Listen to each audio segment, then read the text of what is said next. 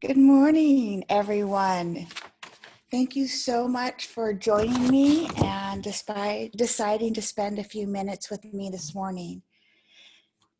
Oh, I was just told that I was muted. Okay, let's try this again. Good morning, everyone. My name is Dr. Jennifer Levin, and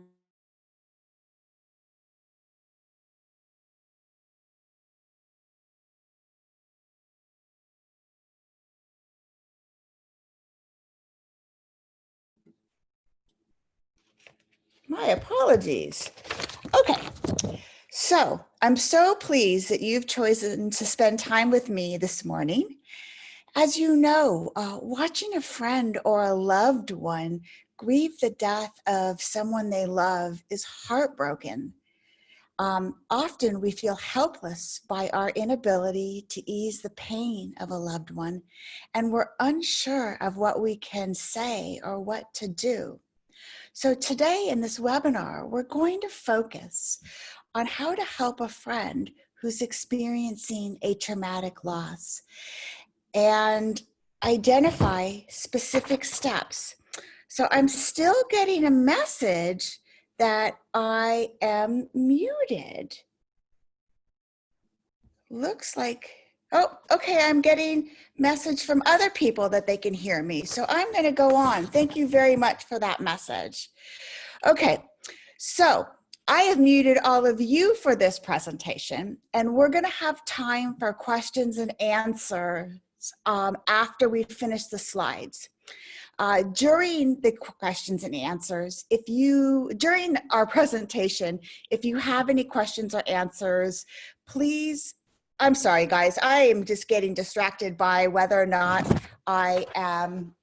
if you can hear me. Can one other person put a message in the chat of whether or not you can hear me? Okay, I've got two messages. So I am just going to assume that, oh, great. Thank you so much. I appreciate your patience with this.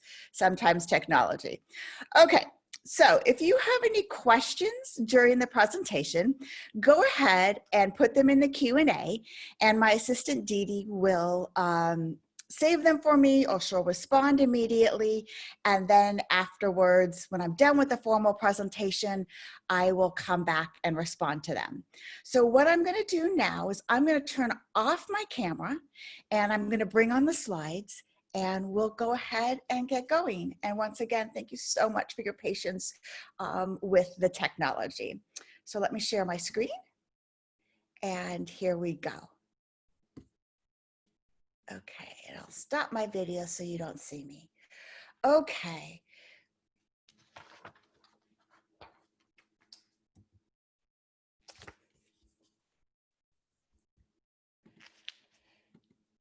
So I want to start off today by joining us in our purpose of the webinar. Our goal for today is to learn how to support a friend or a loved one who is experiencing traumatic grief.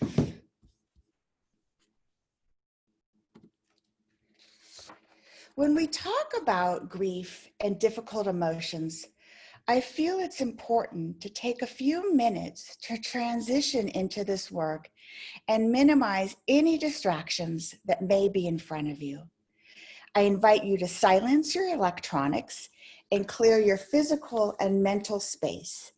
This may involve taking some grounding breaths, silencing your computers and phones, shutting your door, or even moving the piles in front of you to create a sense of openness and calm. For those of you who do not know me, let me provide a brief introduction. I'm a licensed marriage family therapist in California, and I specialize in traumatic grief, serious illness, and post-traumatic growth. I have a doctorate in public health from UCLA, and I'm also a recognized fellow in thanatology, which is the study of death, dying, and bereavement. I have over 25 years of experience working in the field of grief and end-of-life care. I work in conjunction with my assistant, who you can see up in the corner, Winnie, who comes to work with me every day and provides hugs and love to all that she meets. This webinar is part of my new program, From Grief to Growth. It's an online self-help program for individuals who have experienced the sudden or unexpected death of a loved one. From Grief to Growth specializes in providing resources, online classes, and a forum for individuals to connect and to begin to heal after experiencing a traumatic loss. So let's jump in. My mission today is to provide you with a set of tools and techniques you can use if you have a friend or a loved one who is living with traumatic grief, so you can best support and meet their needs. To achieve this mission, we're going to focus on how to identify the support needs of individuals who are grieving a traumatic loss. We will focus on some of the reasons why talking about death and loss with those we love is challenging. And we're going to look at unhelpful actions to avoid that stem from our needs and not the griever's needs. Finally, we're going to end with some specific techniques you can use to support a friend or a loved one in their grief. So I want to spend a few minutes to describe the experiences of individuals who are living with a traumatic loss. We're going to define a traumatic loss as a sudden, unexpected loss, such as a medical crisis, accident, suicide, or homicide. The circumstances surrounding a sudden, unexpected loss may cause surviving individuals to experience symptoms of trauma, which include hypervigilance, living in the fight or flight syndrome, flashbacks, nightmares, or ruminations about circumstances related to the death. It's important to note that these symptoms occur in addition to the experiences of grief, which are very intense and also include yearning, depression, emotional and physical pain, and sadness. Individuals living with traumatic grief often have increased difficulty functioning and feeling safe in the world. They are also more likely to experience adverse effects such as post-traumatic stress disorder, unhealthy coping mechanisms, and long-term consequences from their loss. They're also at increased risk for complicated grief and may even experience a longer grieving process. So now that we're familiar with traumatic grief, let's talk more about death in general. It's pretty much common knowledge that we are, as a society, are uncomfortable talking about death. Yes, we all know that death is a natural part of life, and many of us even believe that talking about death and planning for the end is a good thing. However, when it comes to being with someone who has recently experienced a death, we are often at a loss. Let's look at some of the reasons why. First and foremost, we often find ourselves unsure of what to say after a loved one or close friend has experienced a traumatic loss. And as a result, many times it seems easier not to say anything at all. Believe it or not, silence to a grieving person is devastating and causes more pain just when they need the support the most. It's natural to be at a loss for words after something tragic has occurred. And if this is your experience, acknowledge your fears of not knowing what to say, rather than staying silent and not saying anything at all. Second, subconsciously, many of us may fear what has happened to a friend or a loved one could happen to us. We worry if we think about or talk about what has happened, it may increase the possibility that something similar may occur in our lives.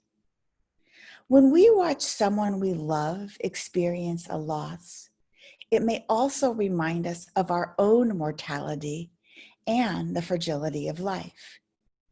It can be easy to live in the denial of the potential circumstances that can disrupt our lives. And when we watch someone close to us experience a death, we're reminded that we too are going to experience loss and grief one day in our life. Finally, some of us are not comfortable talking about grief and loss because we worry we're going to upset the individual we love by focusing on what has happened. I have found that in most cases, grieving individuals would rather talk about and acknowledge what they are experiencing than pretend their loss and pain does not exist. Most grieving individuals report it brings them comfort to talk about their loved one who has died. Now, as we just discussed, part of the difficulty in providing support to our friends and loved ones who have experienced a traumatic loss has to do with our discomfort with grief and loss, and not the needs of the person who is grieving. Most of the time, we may not be aware that our needs consciously or subconsciously dictate the amount and type of support we're able to provide. If we look at this on a deeper level, we can see that inherently, as human beings, we're driven to fix things, and that we feel better about a situation when there's something we can do.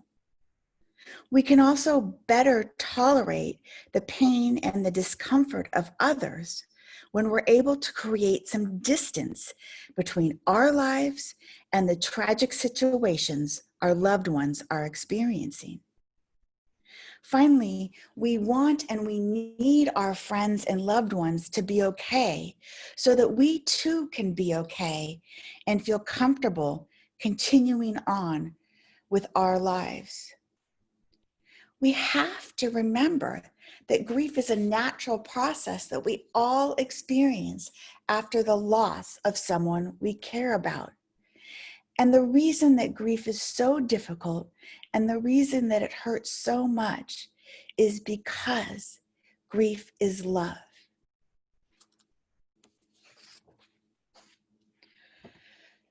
So, despite our best intentions, when we act from our needs, we cannot truly support an individual experiencing traumatic grief.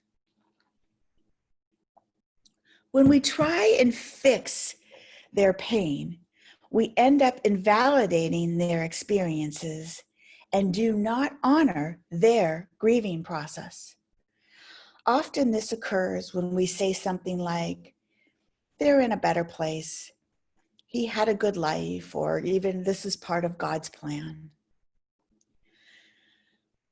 When we have the need to do something, we end up putting the responsibility on the grieving person when we say something like, give me a call if you need anything, or let me know what I can do. We also separate ourselves from the reality of their losses when we ask about the details of the death they have experienced, or we share unrelated stories of our loss to establish distance from their situation and our own. And finally, we show them they need to be okay when we continue on like things have never happened, or we fail to talk about their loved one who is no longer living. As I said in the beginning, it is so hard to watch someone we love hurt and not be able to take away the pain. Often we feel helpless. I do want to tell you that there are specific things you can do to meet the needs of those who are grieving. For example, you can develop a list of resources, books, support groups, even therapists, and you can give this list to a person and say, I developed this list for you. If you're feeling up to it, take a look at it when you're ready and see if anything might be helpful for you. You might also say, can I come by after work and walk the dog? You can take out their trash cans. You can offer to pick up the kids from school. You can just drop off groceries. Or you can even ask, can I come over this weekend and help with the yard? Notice how each of these tasks are very, very specific, and they don't put any responsibility on the person who is grieving. Now, when you do these activities or when you offer this support, it is so important that you are not invested in whether the individual uses this support or uses your resources. Please do not get your feelings hurt if they say no, and do not stop asking or offering support. Also, remember to check in with yourself. Why am I doing this? Am I doing this for them or for me? So, one of the things you've heard me say is that grieving people do not need to be fixed. They are not broken. They have been through a traumatic experience and they need to be cared for and loved in a manner that is acceptable to them and will promote their healing. In their book, I Wasn't Ready to Say Goodbye, authors Brooke Noel and Pamela Blair state that after a sudden expected loss, a person needs to be put in an emotional ICU and have lots of support and care. Many times after a traumatic loss, the shock and pain is so overwhelming that individuals do not know what they need. My work with people who are grieving and living with traumatic loss has shown me that those individuals experiencing grief and trauma need several basic things. They need unconditional support and connection. They need to know you're going to be there with them no matter what, and it needs to be unconditional. They also need consistent connection. Grief and trauma can be so isolating, and connection with people who love them is one of the most important factors in their ability to stabilize and heal. They need acknowledgement and validation. They need their pain and loss to be real. They need their story to be recognized and honored and not diluted by the stories of others. They need their pain to be understood and they need it to be witnessed. They need to be patient, they need patience and time without expectations. Grief has no timeline, and they need to know that your love and your support will not waver or diminish as time passes. They need to know that they are encouraged to make decisions in the best interest of their healing, and you will be there for them as long as it takes. And finally, they need help with day-to-day tasks and struggles that align with the changes in their grief journey. The needs of your loved ones will change over time, and they need continual support and love that will also adapt to their changing needs. One of my favorite ways to understand how to meet the needs of someone who is grieving is best described as the ring theory, developed by Susan Silk and Barry Goldman. According to these authors, after a tragic event, the individual who is directly impacted is placed at the center of the ring, and the outer rings are comprised of family, friends, co-workers, and community. It is the responsibility of everyone in the outer circles to provide comfort and support to people in the inner circles. Individuals in the outer circles are not allowed to complain, vent, or share their stories or problems with individuals in the inner circles, and all of their dumping must go out. Too many times, people in the inner circles end up taking care of individuals in the outer circles. I love the ring theory because it's an easy visual reminder that is the individual in the inner circle that needs our care, our love, and support during their grief and sadness, and they need to be the focus of all actions.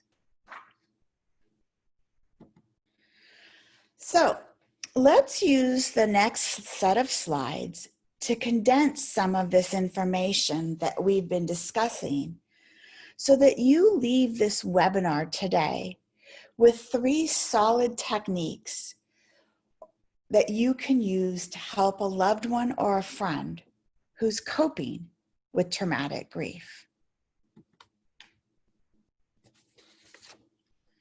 First, the most important thing you can offer someone who's grieving is the power of your presence.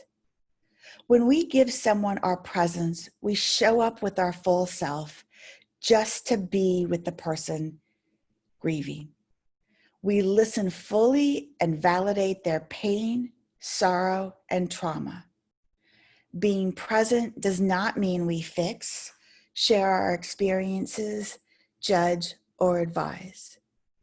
When we are present with someone grieving, simple phrases that express our commitment to their experiences might include, "I am so sorry this happened to you.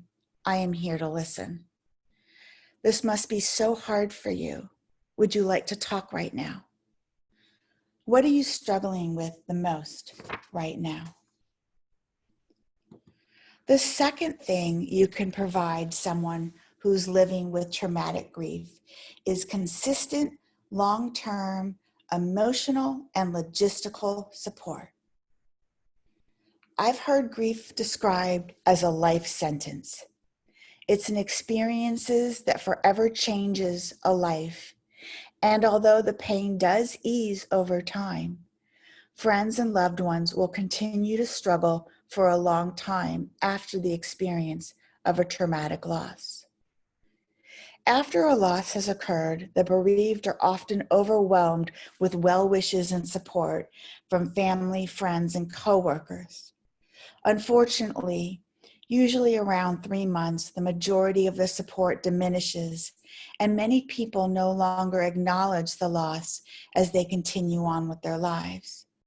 Usually, after 1 year, it's only very close family and friends who acknowledge what has happened. Individuals who are grieving need long-term support.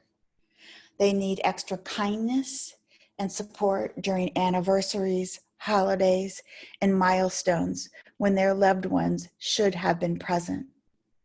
They need people to share in the memories and the pain that will travel with them throughout their life. And they do not need to worry about upsetting family and friends by talking about their grief and sadness. They will be most likely to heal in a supportive environment where grief talk is welcomed and encouraged. There may be times, especially early in the grieving experience, when someone who is grieving is not able to accept support. It is so important that that consistent support continued, even if it's not always accepted.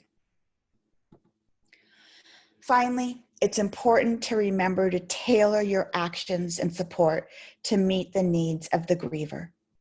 Providing support to someone who has experienced a loss is not about making ourselves feel better. It's about being present to the needs and the experiences of the individual who's hurting. I encourage you to check in with yourself, to question motivation for your actions. Why do you want to help in this way? It's common to be unsure of the best way to support someone who's grieving. Don't be afraid to ask family members or even the person grieving if they'd like to talk about their experiences or if you can complete a specific task for them. Remember to always direct comfort in and dump your frustration and your needs out. However, remember that you too have needs, and this loss may impact you as well. So take care of yourself and make sure you find the right person to help you cope and address your needs as well. So now that we've outlined these techniques, let's take a minute to share some additional resources that I hope you are going to find helpful. Later today, you're going to receive these resources and their URLs in a follow-up email. The first one is one of my favorite books. There is no card for this. What to say to and do when life is scary, awful, and unfair to people you love. And it's got a lot of wonderful advice and comments that you can use for people going through difficult times. One of my favorite websites is What's Your Grief? And they have a wonderful article that talks about how to support grieving family members. The Comfort In, Dump Out Ring Theory, there is the website for that. And then there's something called the Death Cafe movement, which is trying to broaden our comfort level with talking about death around with small groups of people. And if you're interested in that, I provided information about that website as well. So what if you want more support? As I said, you will be getting an email later today. It'll have a resource sheet that outlines the 3 techniques you can use to support a friend and a link to the webinar replay, information with how to stay in touch with me. And then I am going to be launching my first course on how to live with traumatic grief. And there will be a masterclass that is free, and that will launch on August 3rd. So please visit my website to learn more about the 8-week program and the masterclass that's going to be offered. And you can find more information at www.fromgrieftogrowth.com. So that ends the formal comments, and I'm now going to stop these slides and turn back the video on. I'm happy to answer any questions at this time, and let me put my video back on so that you can see me, and let's see with the Q&A. Wow, great question from Lillian Saldana. I'm sorry, Lillian, I probably shouldn't have said your name if you wanted to keep that private, but thank you. How can we separate what our needs are versus their needs? Again, great question. Sometimes it's a very fine line between our needs and their needs, but checking in with yourself and asking yourself, am I doing this? Will this make me feel better? Or is this really what this person needs? And if you're not 100% sure what they need, go ahead and ask what they need. Ask a family member, ask a friend, ask them.